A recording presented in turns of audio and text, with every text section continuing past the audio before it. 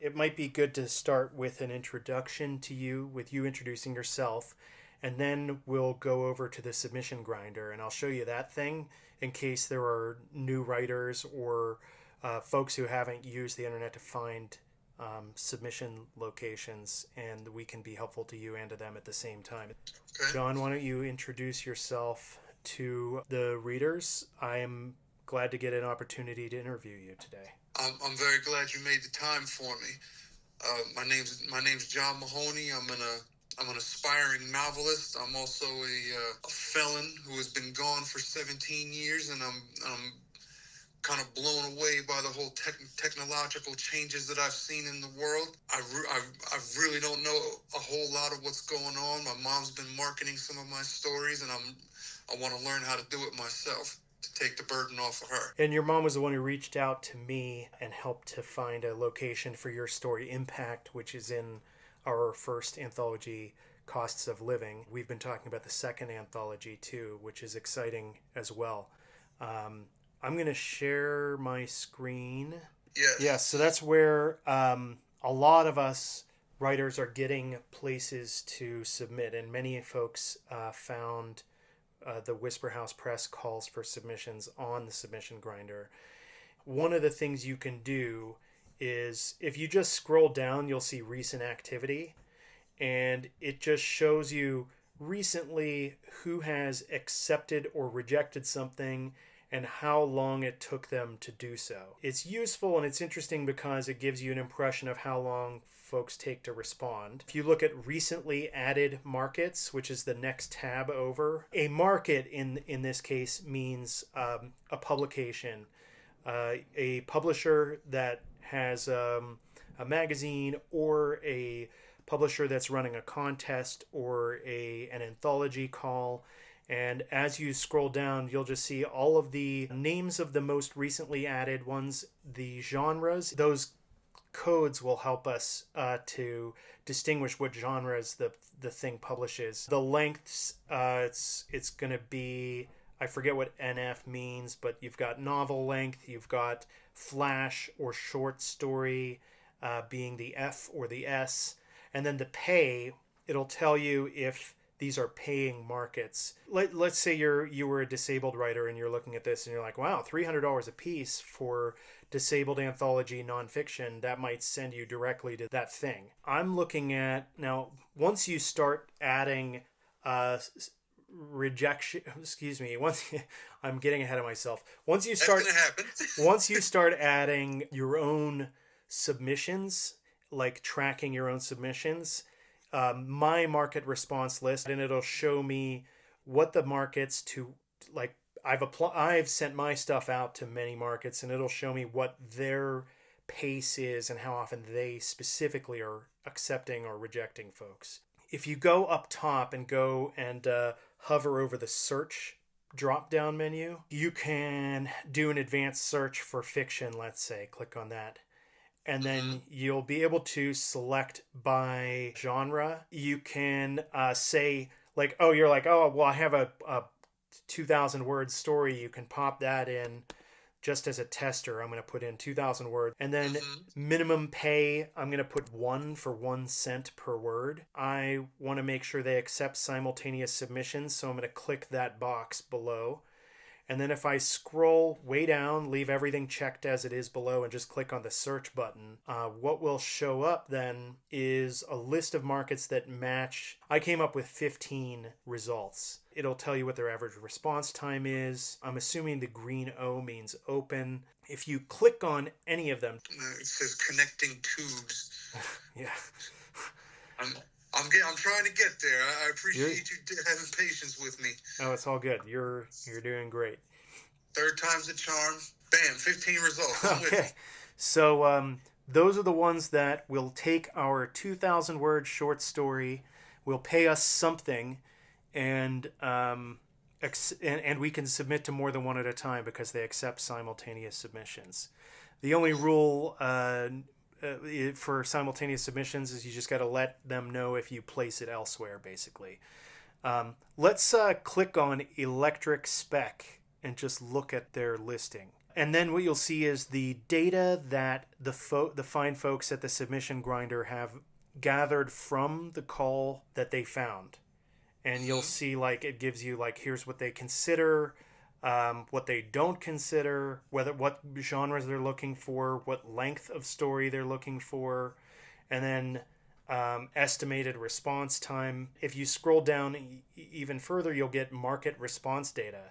That tells you, of the people on Submission Grinder who reported submitting their stuff here, 400 people have done that, and they got 93% of them got a response. We should say recorded a response. That 1.24% weren't responded to.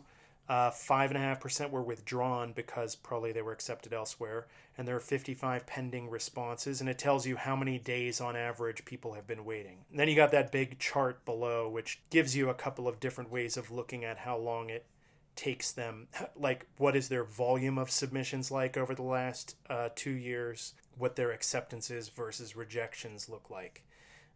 We can see, well, I have my submission is noted, like I withdrew a short story from them after placing it somewhere else. So I have like my name of my piece, the date I sent it, the date I resolved it with a withdrawal. Well, it says it took 3 days, but that was just me withdrawing it because I placed it elsewhere. Good for you. Thanks. If you scroll way back up, you can see that there's a link to their website where the call is located.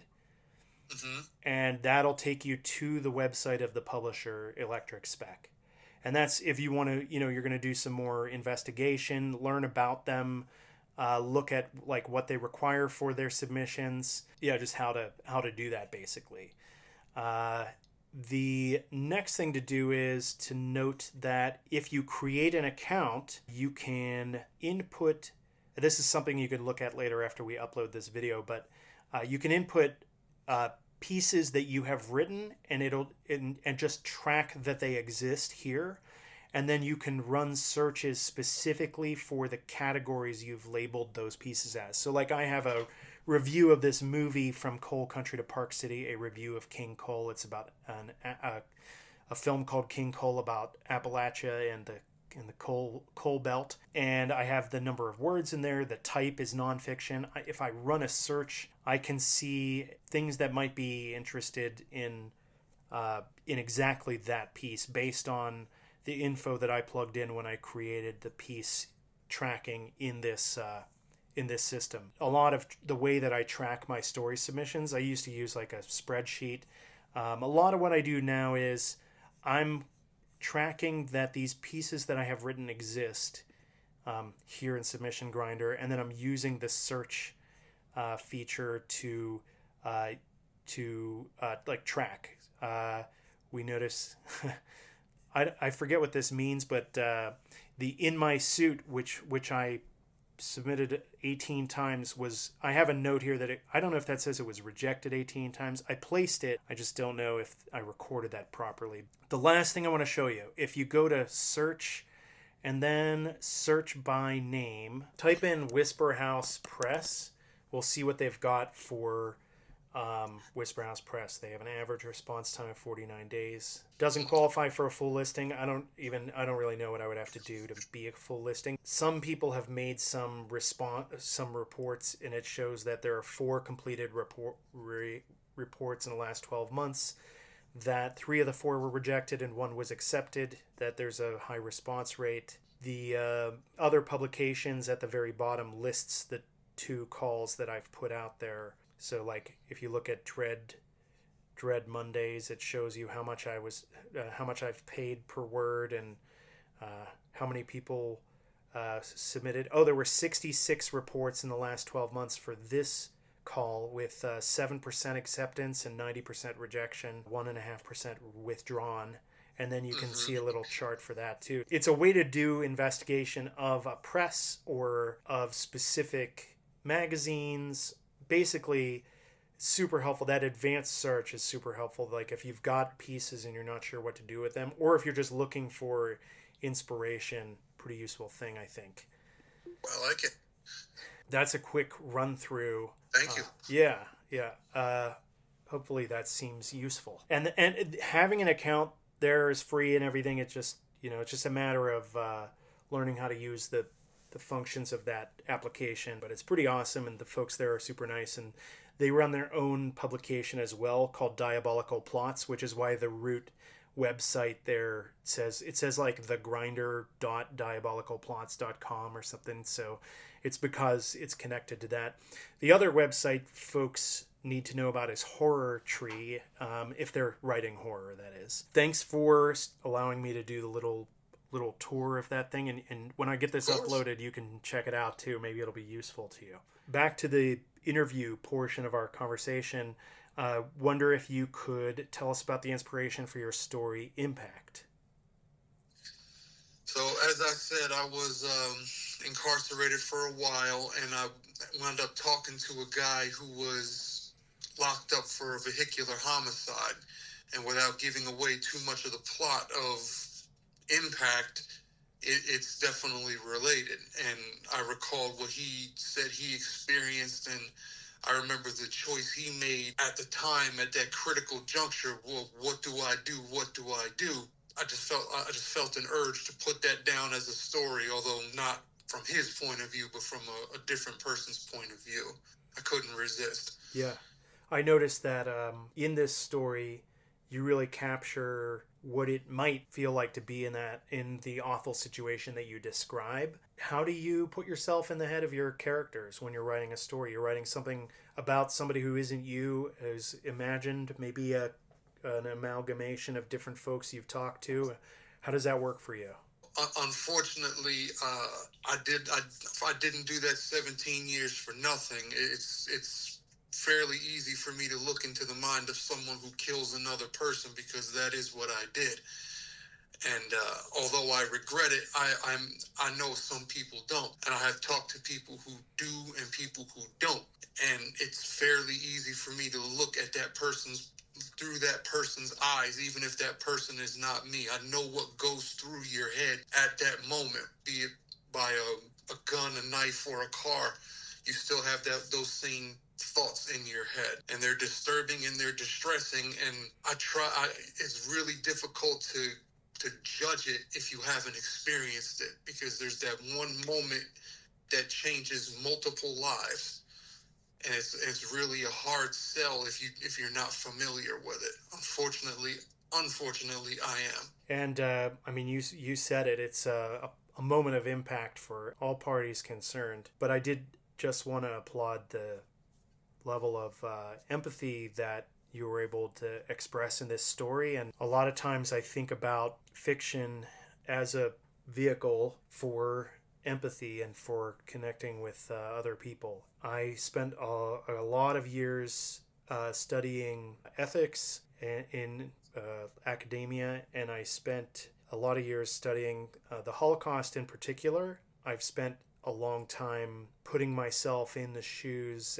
of people who did terrible things and wondering what in the world they were thinking, and putting myself in the shoes. It's harder for me to put myself in the shoes of somebody who's victimized like that. When I visited these Holocaust sites, I think my connection to humanity is stronger in those places than anywhere else. And I think about fiction as being a way of understanding, not understanding mentally, but understanding with the heart what somebody might feel in a situation that is almost unthinkable, but is thinkable. And so, yeah, that's kind of how I'm thinking about what you're describing. Is it's a way of connecting with that, with the perpetrator in this case, but it's a way of connecting with somebody. You know, this is still a human being. Even past that one pivotal moment, this is still a human being. I visited a Holocaust museum once myself, and there was a guy there, an older German Jewish guy, really tall. And I say that from someone who's 6.5 feet tall's perspective. This guy was like 7 feet tall, and he went to every one of us kids on the tour and said, "What color is your blood?" And we all said red, and he just said, "We're all human. Whether the ones who did this or the ones who it was done to, we're all human." And that's always stuck with me throughout my entire life. That guy lived through Auschwitz. He lived through something worse than probably anything I could ever come up with in a horror story. Even his point of view was, we're all still human. One of the things I appreciate about having your voice in this collection, Cost of Living, and having the story impact in particular, is that it does do that really effective job of humanizing the perpetrator of a horrific act. Not to issue any judgment, positive, negative, or otherwise. It's acknowledging that people do these things, it happens, that's a human being making these choices and reacting to these circumstances. And I think that people should read your story in particular, not just because it's in this book, but with this idea in mind. We all bleed the same color, basically. The I'd character. like people to wonder what they would do in that critical moment, because everybody is so sure, where their ethics and where their morals lie until they're in that position themselves. Right. I would like for people who read it to ask the question, what would I do in that situation? Yeah, as I alluded to earlier, when I have visited these Holocaust sites, and I think about Buchenwald in particular, which is in central Germany, north of Weimar, they have this stone there embedded in the ground, kind of like a grave marker, sort of. It's not a grave itself, but it is a marker. And there's a handprint on it, and the handprint is heated to body temperature. It is very upsetting to touch it. It's just upsetting to be in that place. It's upsetting to make that connection. Like, for me at least, what it signifies is like there are human beings that spilled blood here. I found myself there and at other camps that I visited thinking like, well, what would I do if I were up in the guard tower and somebody told me shoot the person if they cross the line because they're an enemy of the state? I'm sure I would have done it. I don't have any doubt, but some version of me would like to think that I wouldn't. I think that what stories like yours do is it's very easy to suspend disbelief reading a story like yours and to empathize with the protagonist of the story, which is really hard to do when the person is doing a thing that we might wish we wouldn't do. Or hope that we wouldn't do. But just like my experiences visiting these sites and really thinking, what would I do? And knowing that it probably wouldn't have been the thing I hope, I read your story with the same kind of like, yeah, I probably would do something bad also. Right. You would compound the bad. Yeah, yep. yeah. Because it feels like a really human response to a bad situation. You dig yourself deeper. Yeah, and one of the reasons I really like horror as a genre is, for me, all of fiction is hypothetical. Like, it's a thought experiment. It's like a morality test. And I know that lots of writers hate to think of stories as morality stories. And in fact, when they seem too obviously to be morality stories, that's when I get annoyed. I love Stephen King, but one of the things that bothers me about Stephen King's stories is that everything is very black and white. There's always a very clear good guy and bad guy. Never more obvious than in like The Stand and in The Dark Tower. Like very clear differentiation between good and bad, right and wrong, good and evil, etc. And in my writing and in the writing I appreciate most, those lines are they're vague, they're gray, the boundary moves all the time, because I feel like that is what we really are dealing with as humans going through the world trying to do the right thing. And I think about fiction as being a way of empathizing with other people, understanding their choices, and putting myself there and realizing that it is not as crystal clear as things are able to be in Stephen King's stories, for instance. Right. But you gotta also remember, whether you're an author or not, when you read these stories, it's the bad guys, it's the villains, it's the people who are doing the reprehensible things that drive the story. If Star Wars everybody was pure-hearted like Luke Skywalker, the movie would have tanked. Yeah. You need Vader. You need the Emperor. Yeah. You need these people who are willing to do the things that everyone isn't. because to have good, there has to be bad. I like the way that fiction and horror in particular kind of drive that home. Because who are the characters you remember? The bad ones. Yeah, I wonder, have you read Cormac McCarthy's Blood Meridian yet? I have not, no. Put it on your list. The character in that story is the vilest, most evil character I've ever read. And the whole book is focused on that. I mean, that's the protagonist of the story. And it's not like a bad guy who's actually good. It's not like an anti hero. Dexter. It's Yeah, not like Dexter. Dexter. It's not Tony Soprano. It is very clearly a bad guy doing all kinds of bad things for very bad reasons. What's weird is most writing instructors or writing partners will tell you if you write a purely bad character and that's like the whole story, nobody's going to want to read it because there's no reason to care about the character. But for one reason or another, because Cormac McCarthy, who had his own ethical issues and made his own bad choices, was an absolute genius writer. And for whatever reason, that story works, even though there is no redeeming quality in this character, Judge Holden. No redeeming quality.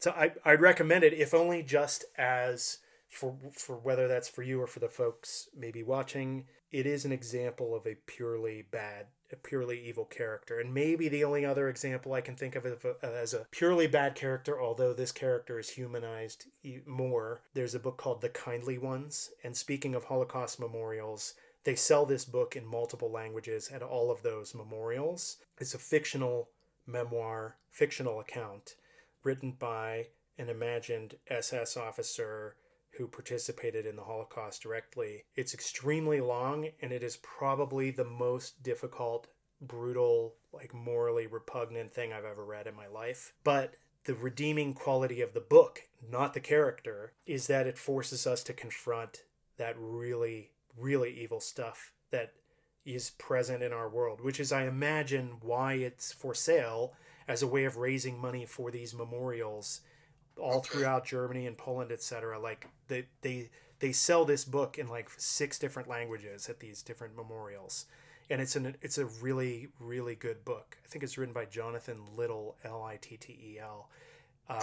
I tried to read it a few times, but it wasn't until about a year ago, 2 years ago, that I finally pushed through it. And it really was an effort to get through because of how repugnant and upsetting it was.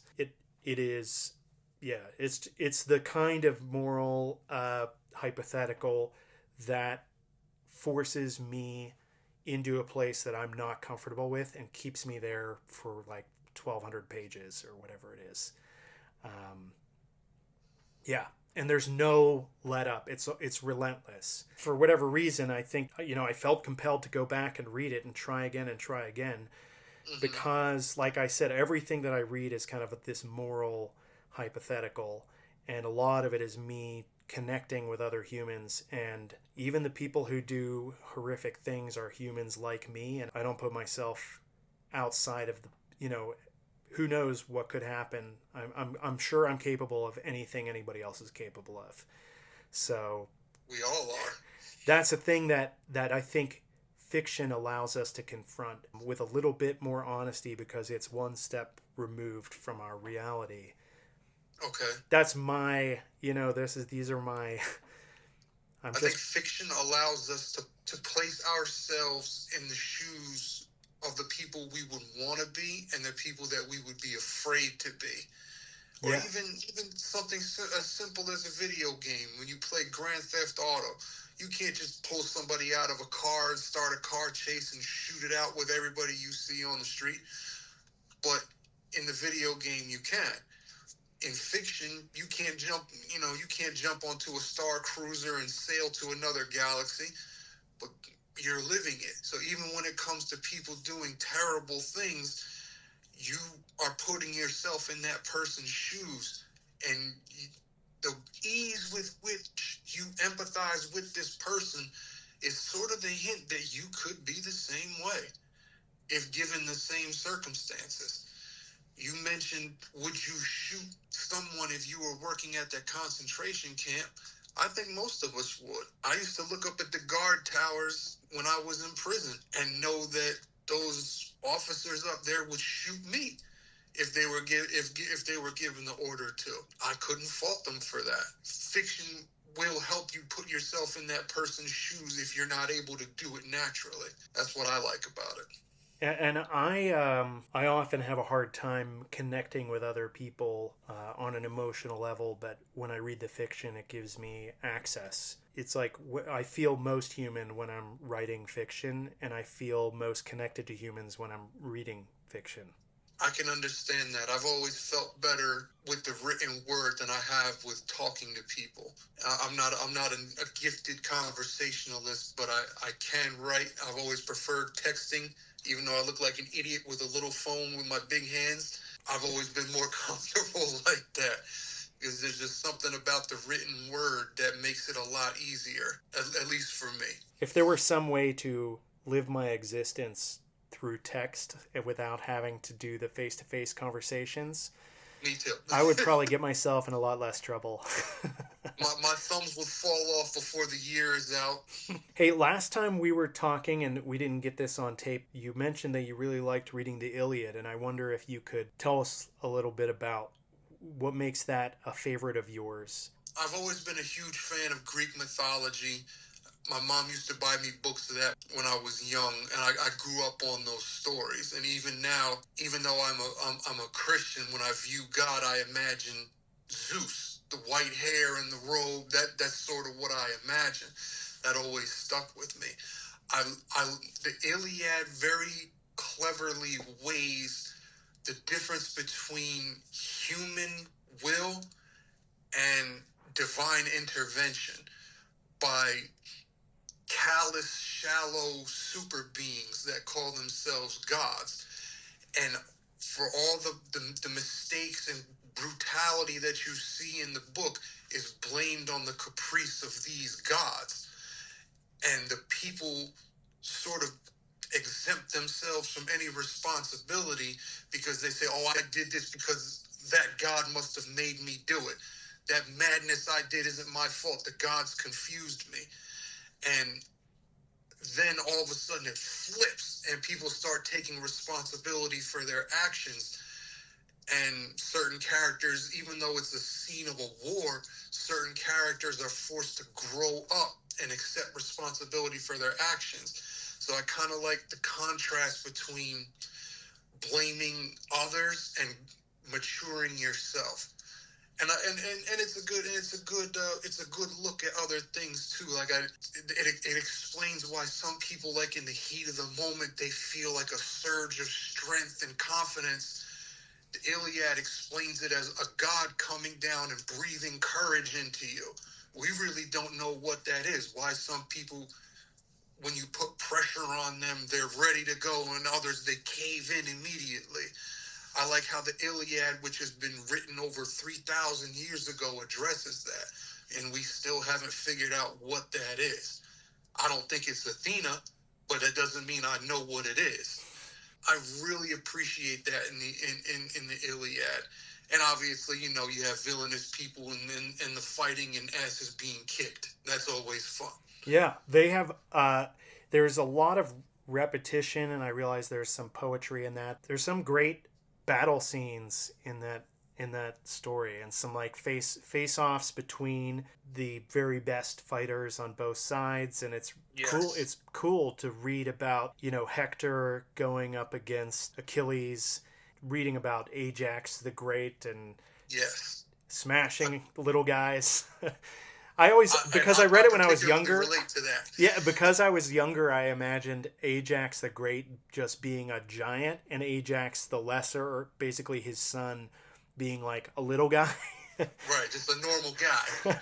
I particularly liked a passage where Zeus, he's the undisputed king of the gods. He loves to boast that the other gods all put together couldn't match him for strength. One of his sons is fighting in the Battle of Troy, and the guy is human.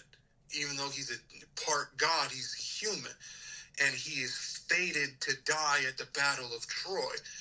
And Zeus sits there in heaven, and he's weighing whether or not he should defy the will of fate to save this son that he favors.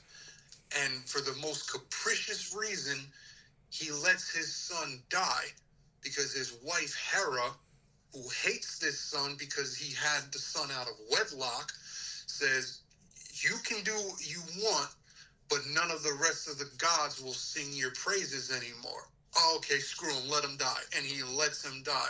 So I like that the Iliad humanizes even these supposedly divine forces that control the world. I really enjoy that little aspect of the story. Contrast between humans and what they view as the forces controlling the world.